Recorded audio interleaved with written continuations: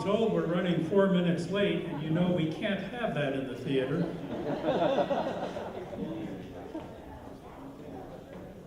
I think everybody's here who's going to be here. Good evening, ladies and gentlemen. My name is Wayne Durnitz, and I have the honor of serving as chair of the Chancellor's Associates this year.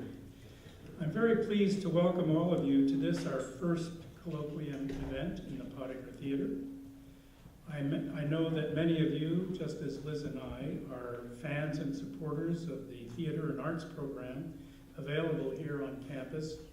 We're indeed fortunate to have such a rich variety of student and faculty offerings available to us from the theater and dance department, the music department, the visual arts program, and of course the Arts Power program. Tonight we're going to learn more about UC San Diego's renowned theater and dance department, long considered to be among the top 3 such departments in the nation. We'll meet a few of the current graduate students in the Masters of Fine Arts and learn about their behind-the-scenes creative work. I hope you had some opportunity to interact with the presenters tonight at our reception before the program begins, and visit their interactive displays. We're also going to enjoy a brief performance by some of these very talented students. And you know, as Chancellor's Associates donors, we are justifiably proud that our support has helped UC San Diego become what it is today, a top 10 public university that shapes minds, changes lives, and creates industry.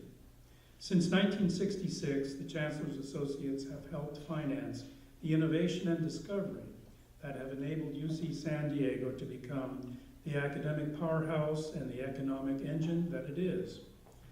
But now it's my pleasure to introduce UC San Diego's Chancellor, Pradeep Khosla, who would like to share a few words with us. Please welcome Chancellor Khosla. Thank you, Wayne, for saying what I was going to say. So I'll say something else. You know, when I walked in here, I said, where am I going to speak from? And I just assumed it was center stage as always. But then I was reminded that from being a warm-up act, I've been relegated down to a pre-warm-up act. So that's what I am. The warm-up act is following me. That's Jim Carmody, who's going to follow me and tell you what this great performance is going to be. But anyway, I just want to take a moment to thank you all. Thank you for supporting us. As I look back at our history of last 50 years, I can tell you, without your support, we would not be where we are. And as we look forward, I can also tell you that without your support, we will not be where we want to be. And this is the process, this is the time where we are defining where we want to be. And there is a strategic planning process going on, and there will be a meeting called, and many of you, some of you, all of you will get to participate. Armin, where are you? Back here. Okay, Armin is back there. So Armin is responsible for calling this meeting. And there'll be like a town hall meeting, and I hope that as many of you as possible will be able to join. We are really looking forward to your input. We are looking forward to what your aspirations are for this place, and we are looking forward to what is it that we need to be doing to accomplish everything that we need to do to maintain our stature and actually improve our stature. And amongst you all, we have many, many, many friends out here. Just about every one of you is a friend. Some have been here longer than others. But I really want to recognize 2 people who've been friends for a great long time, who actually are special to me because the day I walked in here, they adopted me. And I recognize them because this place is special to them. Arthur and Molly Wagner, where are they? There they are.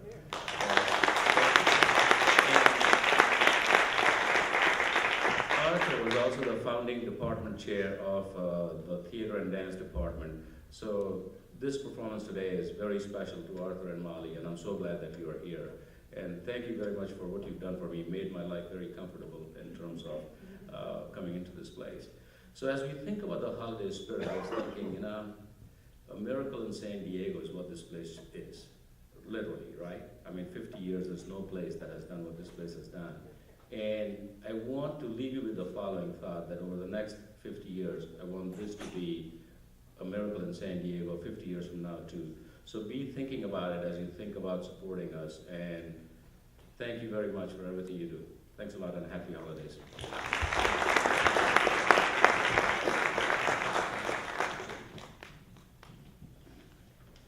Now I have the pleasure of introducing the chair of the Theater and Dance Department, James Carmody. Dr. Carmody studied at Trinity College in Dublin and at the University of Paris before coming to Stanford University here in California, where he graduated with a PhD in drama in 1986. As chair of the Department of Theater and Dance during the 1990s and in collaboration with faculty at UC Irvine, Jim designed a joint doctoral program in theater and drama for the two campuses, and he became the founding director of the program here at UC San Diego. Dr. Carmody has directed more than 50 productions and has translated several plays, including plays by Molière and Marivaux. Currently, he's working on projects related to the staging of Molière's plays in the United States. Please join me in welcoming Jim Carmody.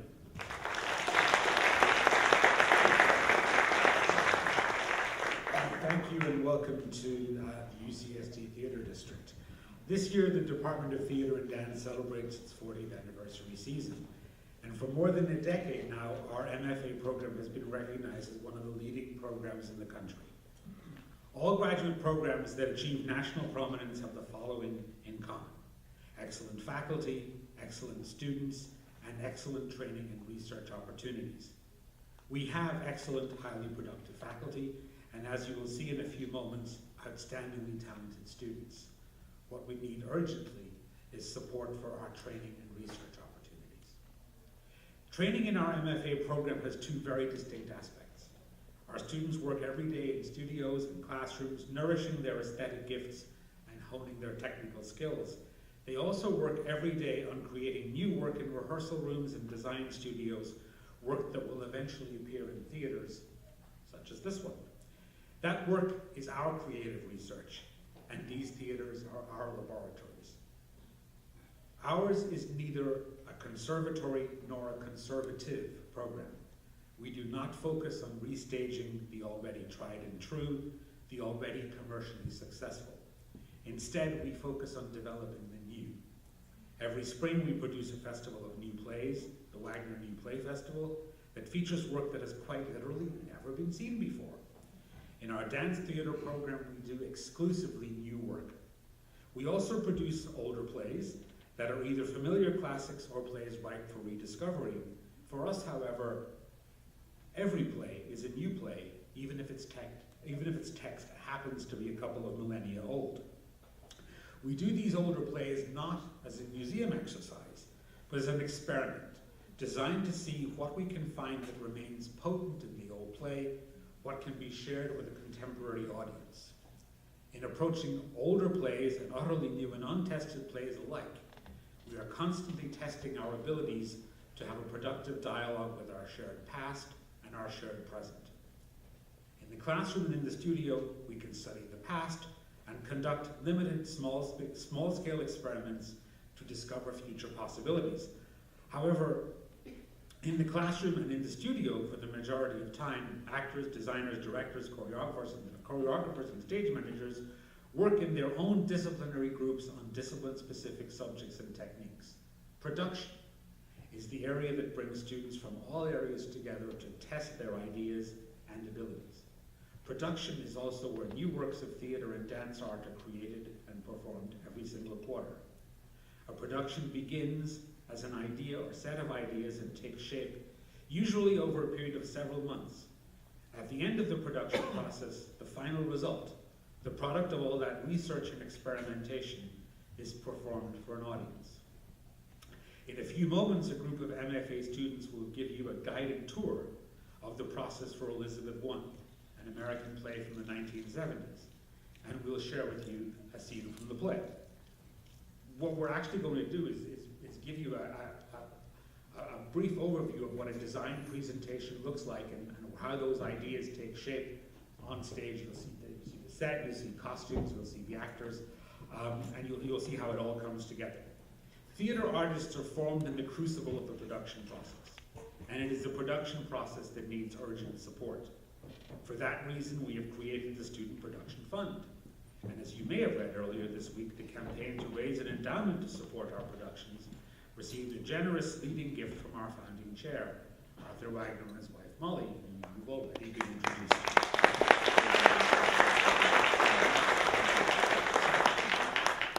I'm now going to invite Kate Jobson, who's the director of Elizabeth I, to come up with you and share her ideas, and she and her fellow students will take you through the process. Thank you.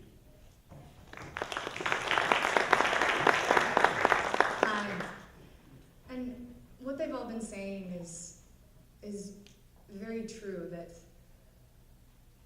we really create a community here that means a lot and really attracts people from all over the country, from various different backgrounds and forms and places, and we work hours and hours and hours. We're here from 8 a.m. to midnight. I always like teasing my friends that are in the physics department because they start complaining about their long hours, and I start talking about mine.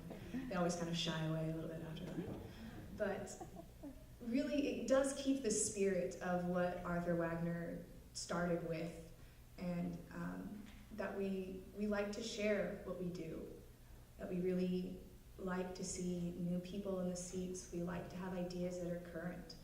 And that was part of what drew me to Elizabeth I, was when I read it, I saw this power struggle occurring between a ruler that had filled my childhood imagination of this very powerful, strong woman. And I never really understood the struggle she went through to be a good ruler in the world, like what you actually have to sacrifice in order to lead.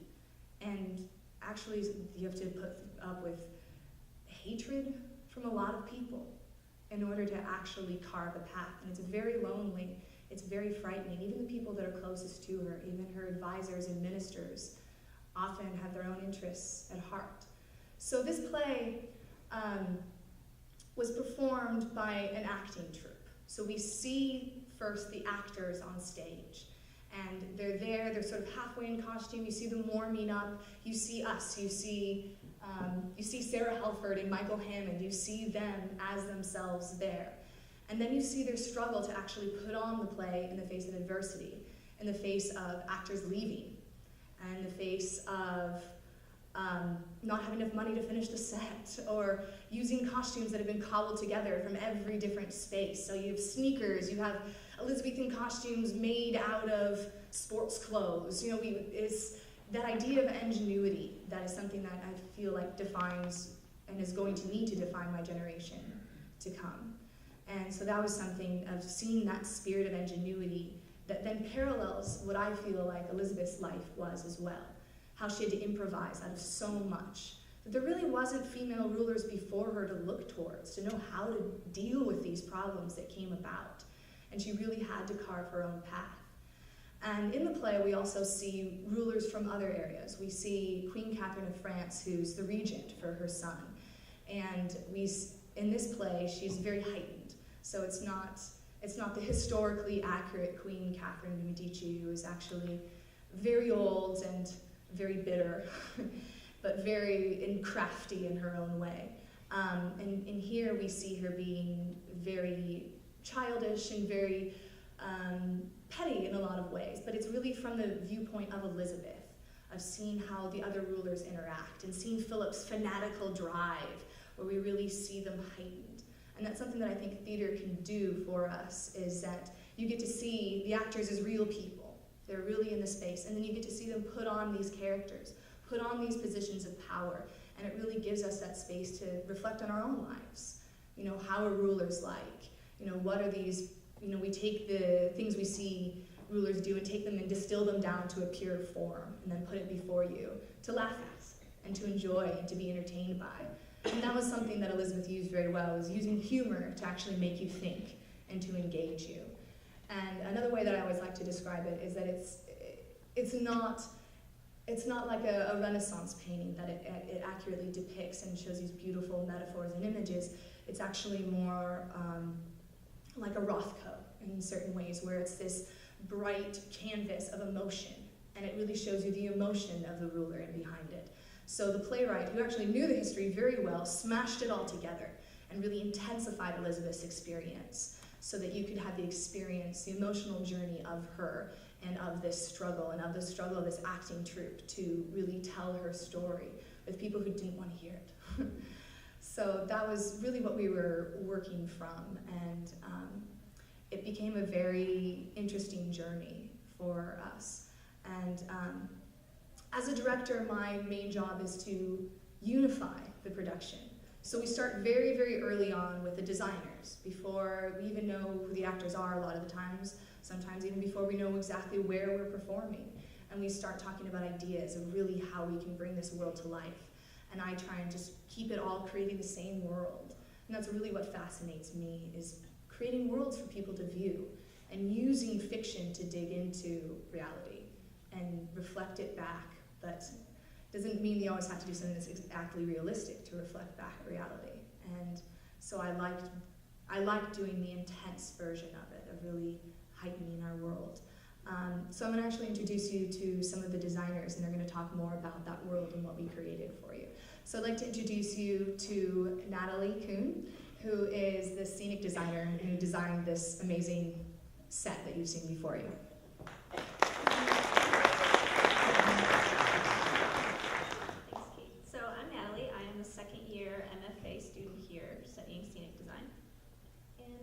This was my first sort of big project here at UCSD. I did one of the new plays and some dance last year, but this was our first fully produced play, which was very exciting. The way that we started this whole process was just Kate and I talking. We went and got appetizers and drinks and started talking about how we can do this world and how we can make it feel modern. The play was written with an Elizabethan acting troupe in mind, the Elizabethan acting troupe putting on this play about Queen Elizabeth. But we wanted to use our actors and have them be this contemporary student UCSD acting troupe putting on the show. So how do we combine the worlds of the right now contemporary and the Elizabethan?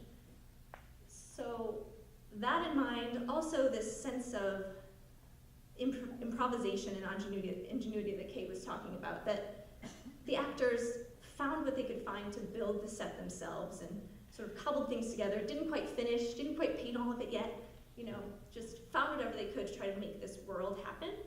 So those were sort of the ideas that we had going into it. My process starts with talking to Kate about those ideas and then doing a lot of visual research, gathering images, looking at different artists, historical time periods. So I found some Elizabethan things that interested me and then tried to find ways to make them out of really modern materials or things that felt anachronistic or super contemporary. You can sort of see, it's in the dark a little bit. We split the space into different areas for the different countries. So the center platform is the sort of neutral space where the actors start, and it kind of takes on the roles of other places that aren't as specified. But the big area behind me is the England platform, what we're calling it. So that's where Elizabeth rules from. And over there, we have the France platform, where Catherine spends her time. And this little area in the seating bank was the Tower of London, where Mary, Queen of Scots, was trapped. So we were sort of all over the space, really activating everything throughout the audience, throughout the play, to keep it really alive. So over in England, some of the interesting things that we did, you can see these columns and this curtain. We're trying to create this sort of theatrical reference to Elizabethan theater. The curtains are made out of a blue tarp used for construction, and the columns are made out of disposable styrofoam coolers. So it's sort of the things that the actors might have put together that would sort of create the image, but not be quite there, but it's clever and interesting. The wall that you can sort of see behind Elizabeth's throne, the little flowers that lit up during certain parts of the performance, it was based on an Elizabethan, flowered wall paneling, but we ended up making it out of plywood and plastic bottles that got cut off. So those kinds of things were what we were going for to try to create this world. Other things I can talk about. We left all the platforms open to sort of give this feeling of unfinished. You can see what's holding them up. The sort of theatrical conventions of how we would hold up a platform, we just left open. And the colors are very bright. Everything's, poppy and exciting. originally Spain also had its own platform, but because of space and budget, we ended up using something different, which I think was great. The shopping cart that Philip rides around in, a sort of fun reference to the greed of the Spanish Empire at the time, and just helps heighten his character as completely ridiculous. So, a lot of you may have met Reagan, our Queen Elizabeth. We also had fun creating a space for her to be able to navigate, and one of the things that we did was this chair. If you're really brave, can you guys sit in the chair? So the throne was I designed and we custom built this throne for the show. Amy, the costume designer, collaborated with me on it. And we wanted it to feel sort of like a part of her costume as well. So the space behind, we used this paper fan and these mirrors to sort of add an extra layer of what would be Elizabethan costume, but allow Reagan to still move around and not actually have that thing connected to her body. And it really just helps her feel very queenly up there, which was a fun part of the process. And that chair actually got carried around by actors throughout the show to move Reagan up onto the platform and around. So that was a fun part of it as well. You can see the wall a little better now too with the plastic bottles. So you can get down if you want, unless you enjoy it up there, Kate.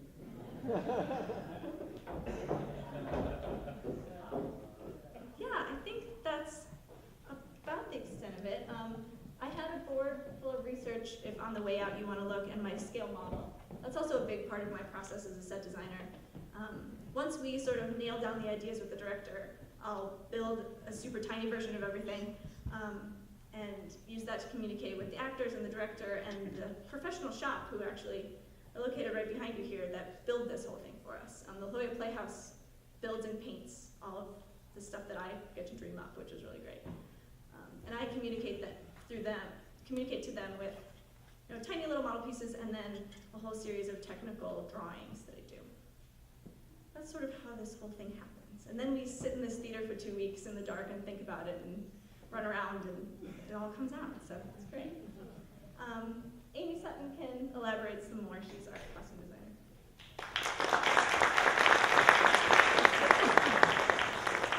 Hi, I'm Amy Sutton. I'm the costume designer for the show. And like Natalie and Kate have talked about, this was really the idea of a modern acting troupe, contemporary, and putting on this Elizabethan play. And my challenge was to incorporate both the modern elements with these sort of Elizabethan pieces. And it sort of, we talked about it in terms of character and importance, and it sort of went on a scale for a lot of, the actors changed roles multiple times, so they got lots of little pieces. So sometimes it was 2 different Elizabethan doublets, or a pair of breeches, or a hat. And then moving up to our royal characters, we had more complete period silhouettes, but sort of to play around with it and have a lot of fun, we incorporated modern elements. So for Queen Elizabeth, we decided that a really fun idea would be sort of is a way to sort of add some fun to her character and make it look really, we started the show with Queen Elizabeth's costume up in the chair. So I found this fabulous painting of Queen Elizabeth, and we based the silhouette of the costume on that painting. But we chose all these sort of animal print brocade fabrics, so brocade being the main fabric they used, one of the main fabrics back in Elizabethan times, but sort of our spin on it was using these animal prints rather than the floral brocade patterns. So it's sort of a little bit of the fun idea that these actors were sort of creating the costumes themselves, and maybe they didn't get everything completely accurate, but that it just was a lot of fun for them. So once the show is designed, so after I've talked with Kate and we've come to agreement on things, just talk a little bit about the process of actually bringing these costumes to life.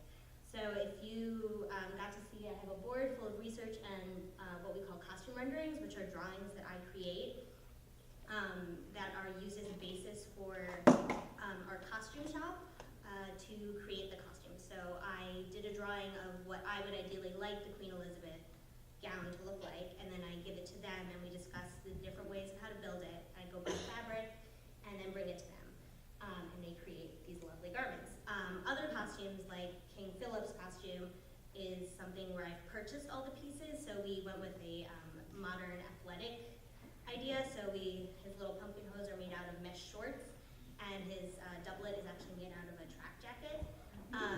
But the shop helps us to alter the sort of give the Elizabethan spin to these pieces.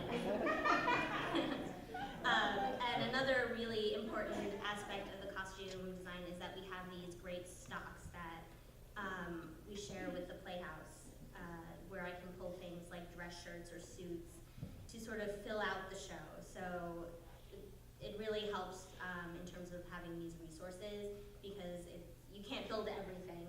You don't even need to build everything, but it's great to be able to build the really special things for every show, to be able to purchase things that we might want, but to also use stock as well, because some of these stocks, a lot of theater companies around the country have these stocks, and some of them date back up to 50 years. They keep these garments around and in good shape, and we get to use them over and over again, and they look fabulous every day. So I guess I think that's about it. Let me introduce the sound designer, Andy Milhausen.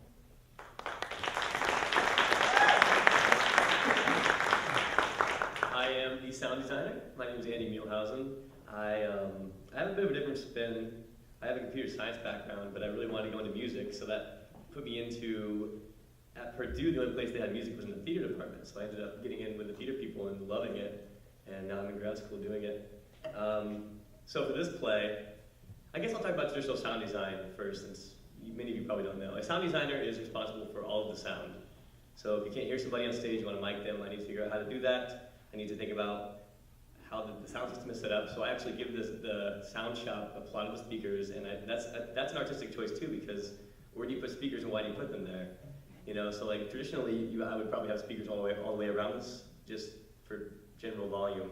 But because in this play we decided that I would only be using pre-recorded and affected sound for these mystical, godlike moments, I put all the speakers in the grid, so they're actually just sitting on this grid above you, pointing straight down. So when sound comes in that's pre-recorded or affected, it should have this heavenly, like, godlike presence that's just pouring down onto you.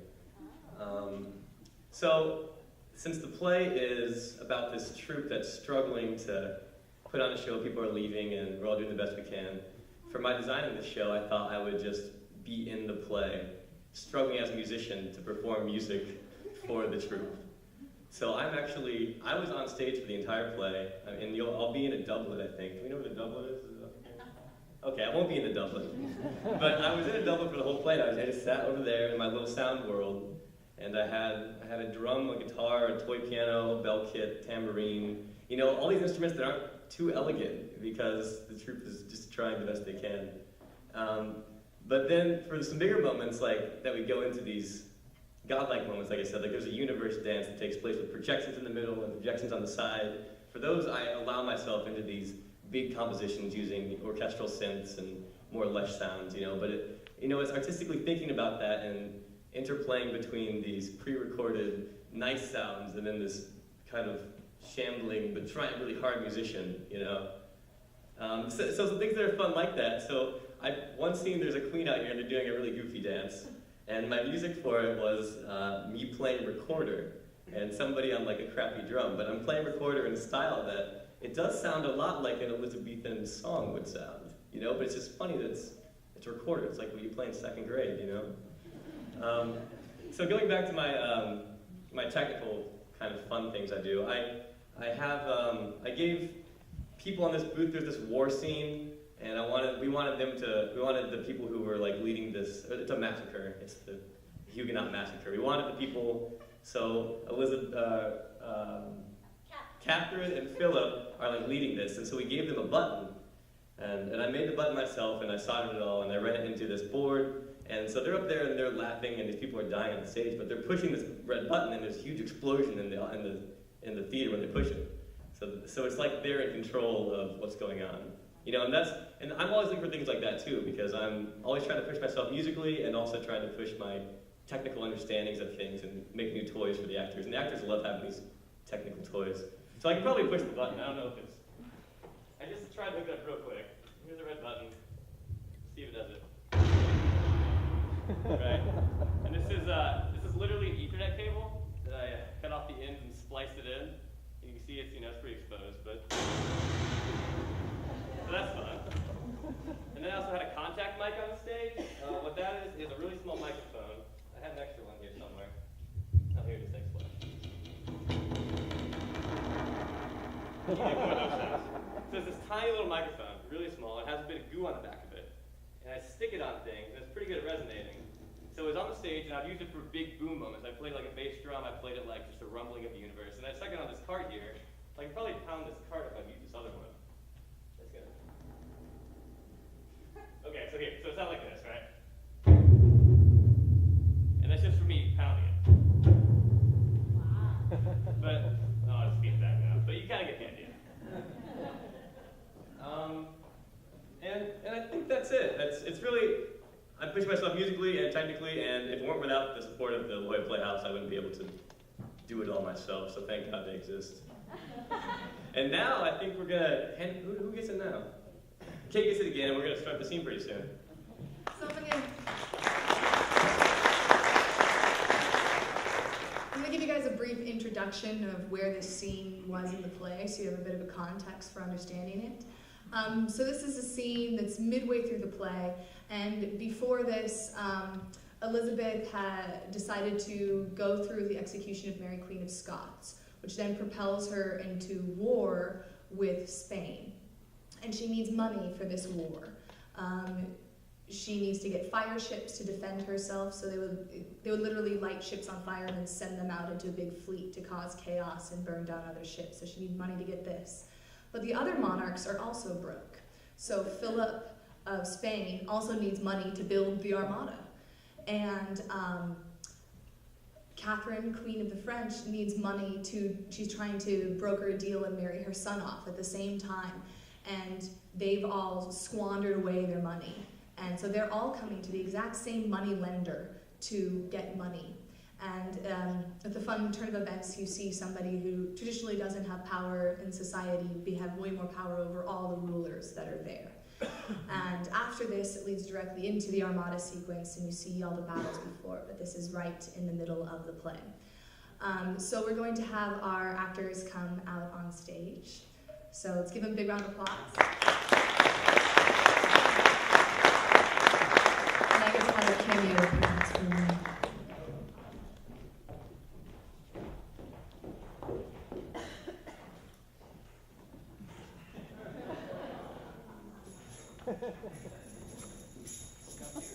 Come here then, Luke.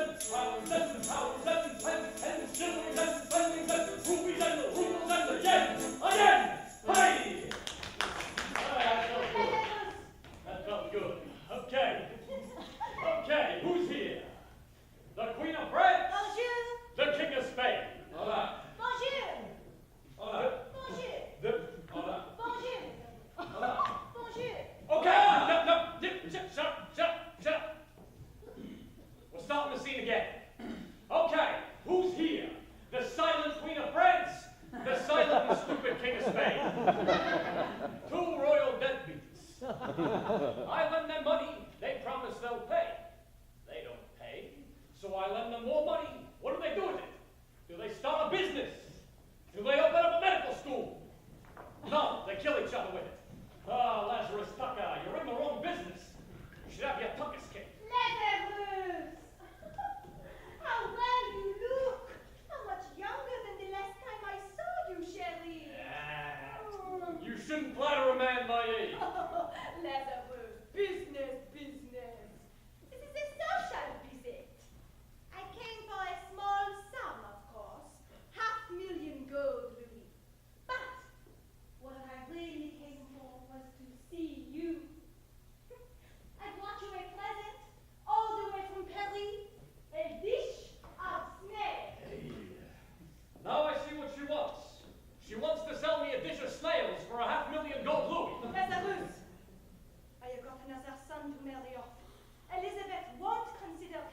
got something in her hands.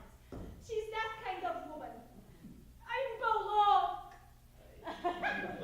Catherine, don't you ever learn? In Florence, the Medicis had all the pawn shops. 3 little gold balls everywhere you look. They looked so pretty. But you had to marry a kid. The business with the hell, now you're broke. Catherine, what are you doing? Just $500,000 gold louis for me. For you, it's 28%. 28%. Jamais. Never. I'm lucky to get the entrances. I'll never get back the principal. Catherine! Put the gold Stoltinki back. Not even a souvenir. Good. You don't deserve my snares. My bear. Hey, Don't look at me. Lazarus! oh, here he comes. That woman, that English, threatening me, that red-haired witch! What woman? Elizabeth! My mouth needs washing just to say her name. How can she threaten you? I mean, she minds her own business, she imports, she exports, she overdresses, she walks through the streets. A little crazy maybe, but she's a good businesswoman. How can she threaten you? By being alive! She's not Catholic! Lazarus, you do not understand. She forms our gender religion. She does not believe that Holy Jesus nailed to the cross, a big iron nail to his right hand, a big iron nail to his left hand, a big iron spike through his feet, sharp thorns on his head, and a knife stuck through his heart. Our gender religion. She does not believe that this is blood when we drink it. You drink blood! No, no. We drink wine. But if you fantasize, if you really get into it, it becomes blood. Thick, red blood. And then when we eat the bread, it becomes the flesh of his body. I'm getting dizzy. Meat. And no. A really good priest will put some nails on the dish to help with the fantasy. A little. Which I need help to get it her. Look, Philip, I agree you need help. But how can you be broke when you're sucking America dry? You get a ton of gold a day from Peru. Gone, Lazarus. Have you tried the bakers in Germany, the buggers? Those thieves? Those buggers? They want 40% interest. No. Lazarus, if you do not help me, I'll brand you a heretic too. First you burn us at the stake, and now you want our money. The Inquisition has a lot of gold. The gold out the cross. That gold is in the church. The church is sacred. The church loves me. If only Elizabeth loved you. Elizabeth cannot make love. And you cannot afford to wage war. No, then I will wage love. That didn't make sense, did it? Catherine, please. Thank you. Hey, the people I have to deal with. Sorry. Hey, Elizabeth, come in. Sit down. Stay seated. It's been a long day. How's the new exchange building coming? Most well, and so are the new industries we've opened. Wonderful. How did the like it start? Immigrants from village wars flock to England. The Huguenots bring us lace and glass, the Dutch copper, the German steel, and salt and pepper. They even bring us new words, like Heineken, and Haagen-Dazs, and Oktoberfest. London's now the largest city in the world. It is a happy babble of French and Flemish and English. Philip wants to narrow the world. The world's too big to see it through a squint. I need something to tide me over until all the new harvests come in. And I may need a small fleet of fire ships if he sends his armada. He's getting drunk on religion, listening to the Inquisition. Yeah, you don't have to tell me. I know all about his gang of Hell's Angels. To be exact, I need £50,000, 10 shillings and fourpence, and at the old rate of 6% interest.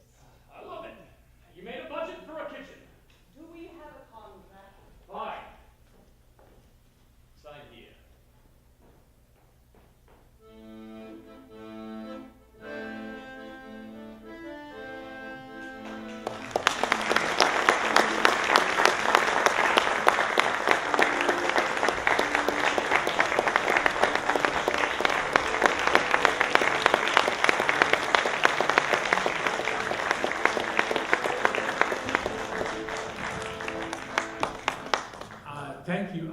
The students are all willing to answer any questions you might have. And there are 2 microphones, I believe, one on each side if you need a microphone.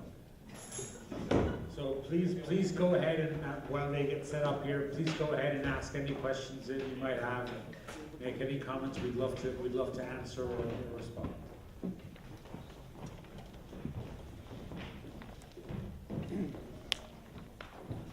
I don't think I need the mic. The show is still going, and until when? The show has closed, unfortunately. The show is closed. But Okay. there are more. There's On more. board. There are 2 shows upcoming for the graduate program.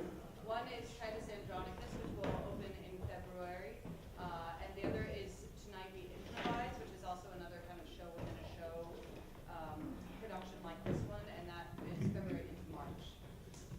Most of our productions have relatively short runs because for us the emphasis is on the process itself, rather than running it and trying to gain back some of what we spent. Yeah, please.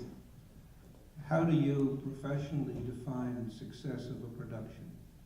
I don't think we define it professionally, we define it educationally, pedagogically. I think we call it a success if we feel the challenges that a particular project presents have been met vigorously by the students. Mostly, theater education is a process of doing it over and over and over again, and as we do it, everybody refines their own process. We don't teach anybody how to do things in a particularly set way. Yes, we offer techniques, we teach certain things, but each person makes his or her own synthesis of what they've learned. And a great deal of that comes from what they learn on stage and in making work together. Is this funded by the university, or do you require donations in order to get through a year?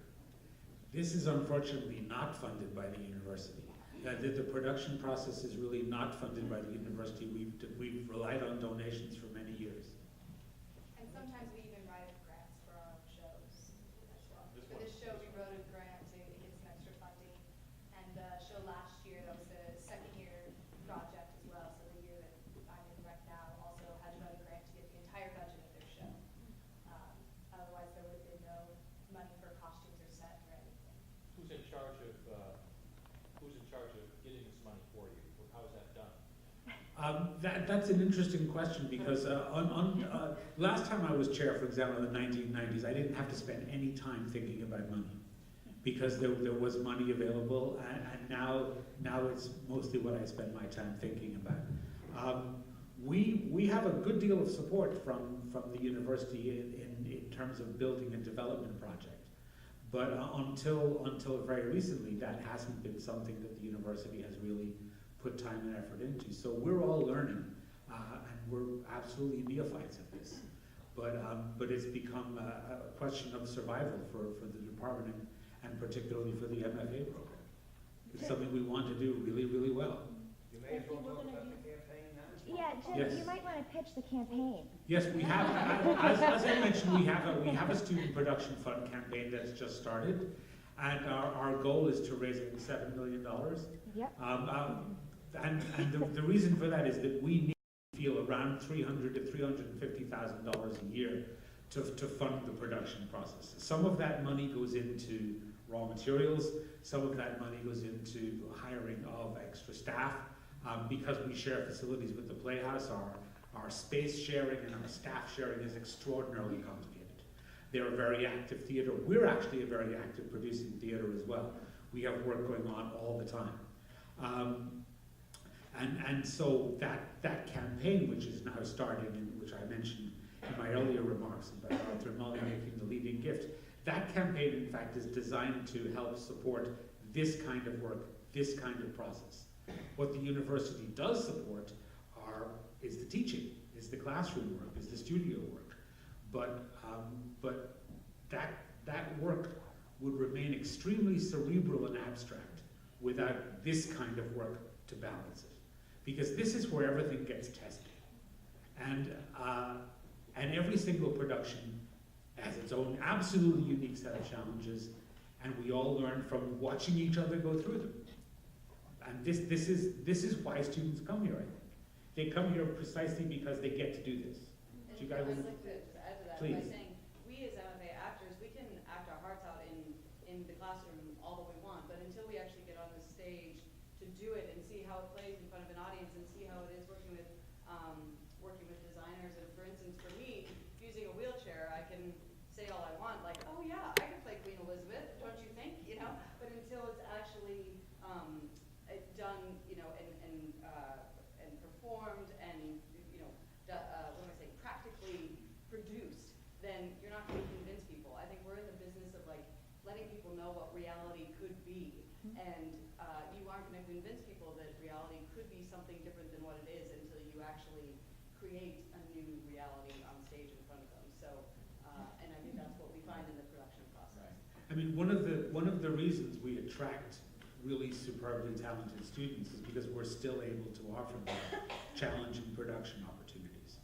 The moment we can't offer them challenging production opportunities, we will not attract students of this caliber.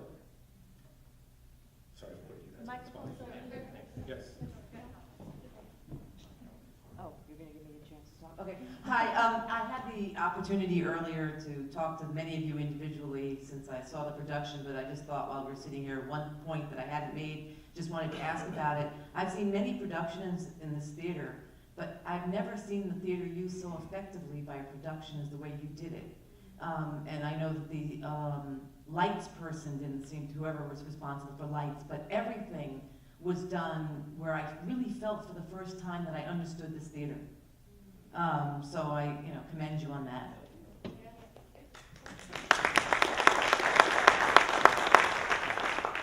Yes. I don't know if I need the mic. So, speaking only of the actors for a moment,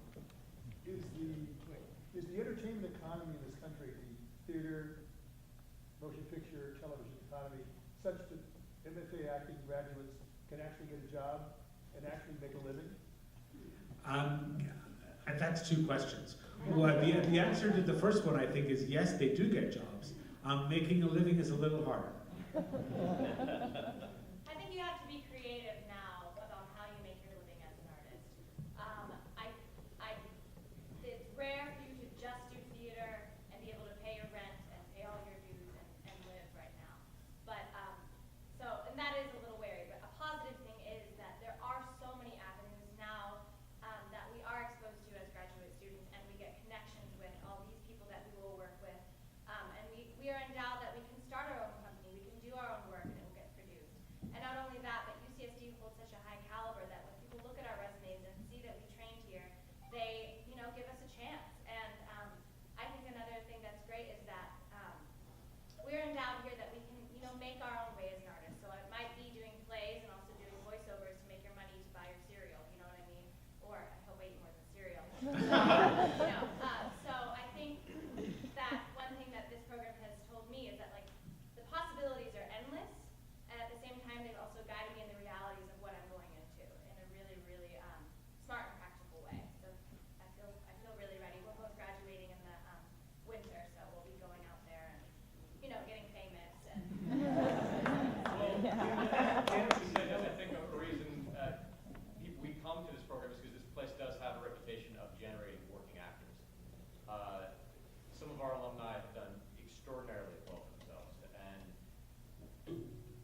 I think part of that is the program. And the program, a major chunk of it is these performances. Yes. I mean, we just went through a graduate program review. One of the things we had to do for that was literally look at what every single graduate has done for the last 10 years.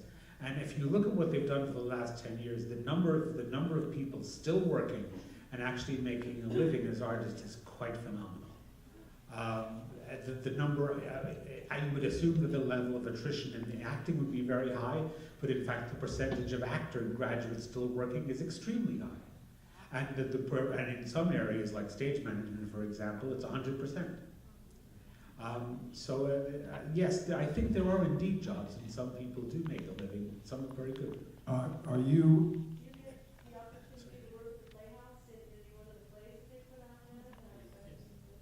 Part of our program here, part of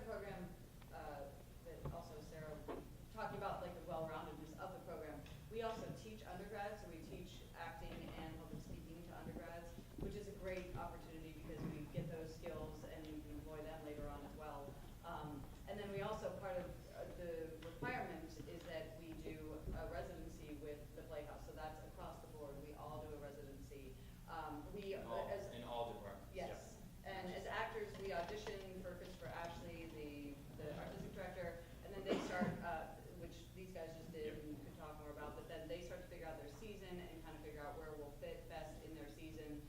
And then we get that opportunity to be exposed to, or be able to work right next to professional working actors who have been in it for 30 years, you know, and it's extraordinary. We also get our equity cards. We also get the opportunity to. And I think we learn the difference between just doing acting, I mean, kind of to your question, sir, that we're not just going out as like pretty faces like, oh, we want to be in entertainment. This is a craft that we've developed over a long period of time and under people who are, you know, pioneers in the field, Arthur Wagner. So it's, I think we come out with something that's more special than a lot of people who are going into the entertainment industry just to become famous. And it stands the test of time, therefore. We have a question down here. Is your headset made of cigarettes? Yes, it is. Oh. And in the show, you didn't get to see this part, but there's a smokable cigarette that I get to pull out, so, just to relax myself. Back to the financing question. Yes. What do the tickets contribute to your budget? A very small amount. We bring in perhaps 50,000 a year in terms of ticket sales. What do you need? We need 300 to 350,000 to break even on our production costs. Many of our tickets are heavily discounted because of what they're available to students. I mean, a student who buys our season pass can effectively see all the shows. It's about $2 a show for an undergraduate. I mean, we can't charge our audience market rates because we want to develop an audience as well as develop artists. So it's important for us that the students see the shows and that the students get access to the process, just as it's important for us that the students do the process. I might add that the department also produces undergraduate shows every quarter. I mean, not quite on this scale, but that's a very, very active aspect of our work as well. Yes.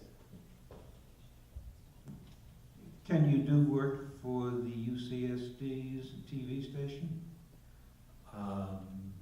I don't believe that they produce anything that's purely dramatic. I mean, we've never been approached by that, about that, and I don't think that they're set up to do that.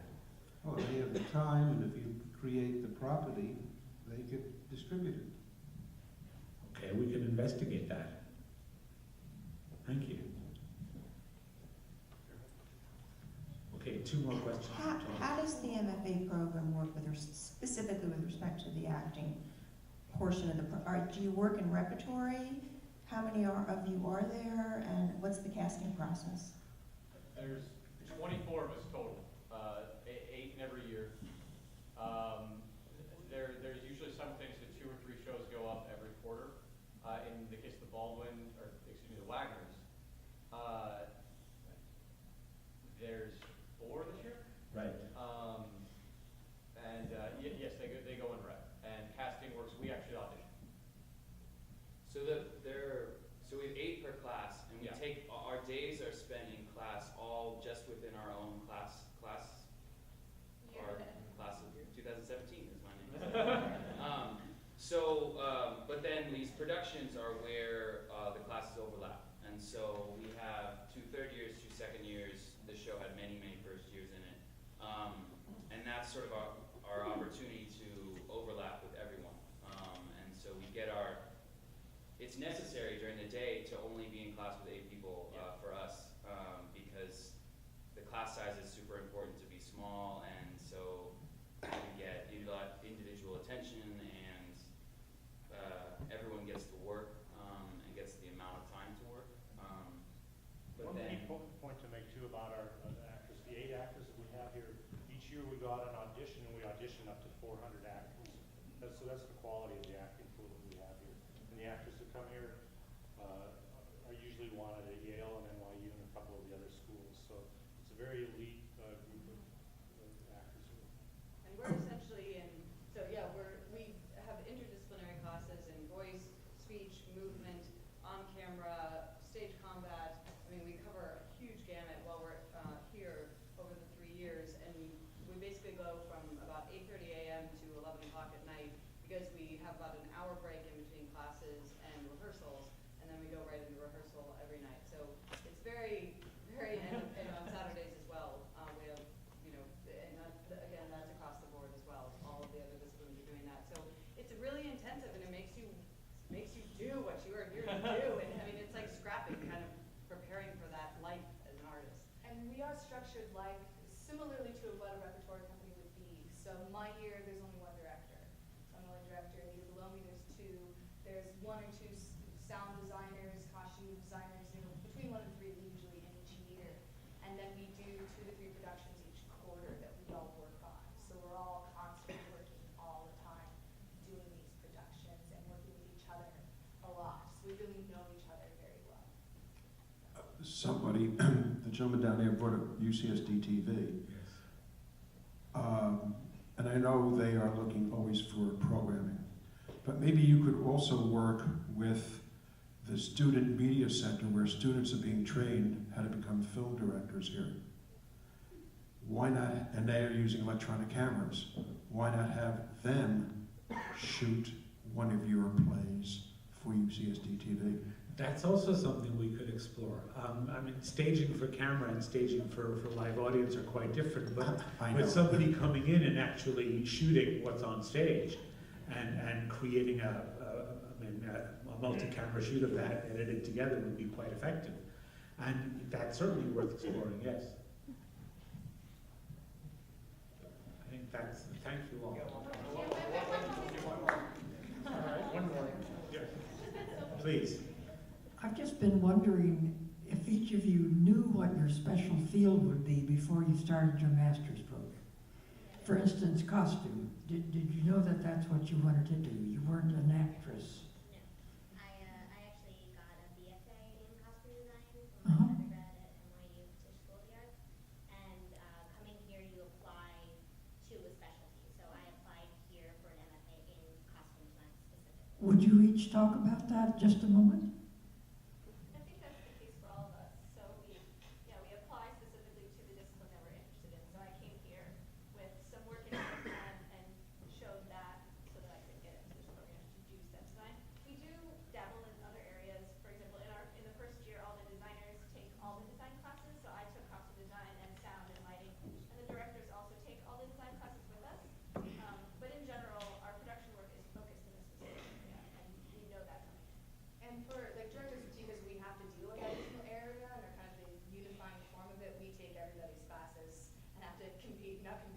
Keep up with all the rest of them in all their classes. And when we get in, we have to pitch ideas and propose how we would do plays and really use that imaginative side of ourselves and show the way our minds work and the way we generate ideas. And that's sort of our audition process, is talking about our ideas. There's also, we have a big varied background between all of us. I mean, you're interested in backgrounds a little bit. Mike was what were you before this? I was a pre-med in college. My parents weren't so happy with me. We have a dancer who has a master in neuroscience. We have Gerard has a mechanical engineering. Yeah, I was an anthropology major and I studied Arabic and lived in the Middle East. So there's a lot of that. I got my bachelor's in American Studies and then my master's in social work, and just decided that this was the way that I wanted to connect to humanity. And I think, I would say one unique thing about UCSD that we can all celebrate is that it really, I think it looks for individuals who are very different, who can speak to different aspects of the world. And we're not looking at churning out something that's cookie cutter. We're looking at finding unique people that then we can enhance and send out into the world to do great work on a variety of fronts. So it's one thing that really separates us, even in the acting program. When you go to our showcase and you look at us compared to Yale or NYU, we're humans.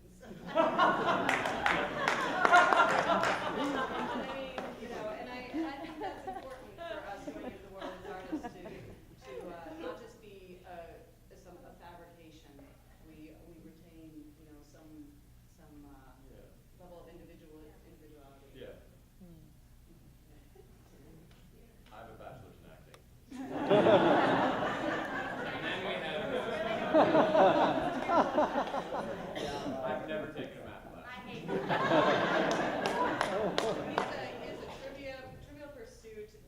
I do okay.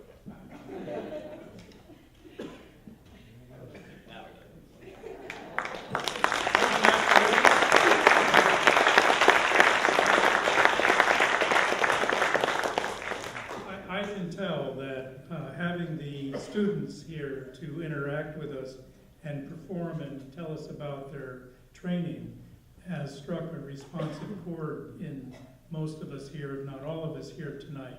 I think we look forward to more opportunities where we can hear directly from the students, so we'll see what we can do about that. I just want to say one thing about the Student Performance Fund that you heard about tonight. It is just now getting underway. There will be information out in the public about it in the not too distant future.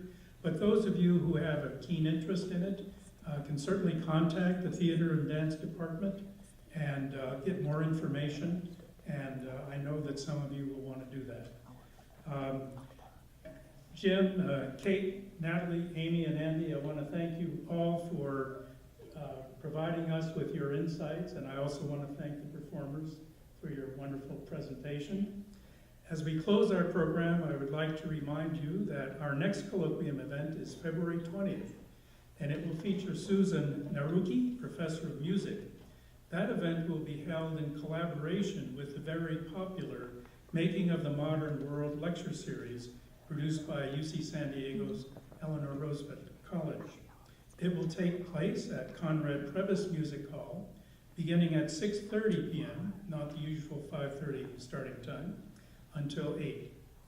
I want to thank you all for attending tonight's program and for your continued support through the Chancellor's Associates. On behalf of the Development Office staff, Liz and myself, we want to wish you all a very happy holiday season and remind you all to please drive carefully on the way home. Thank you.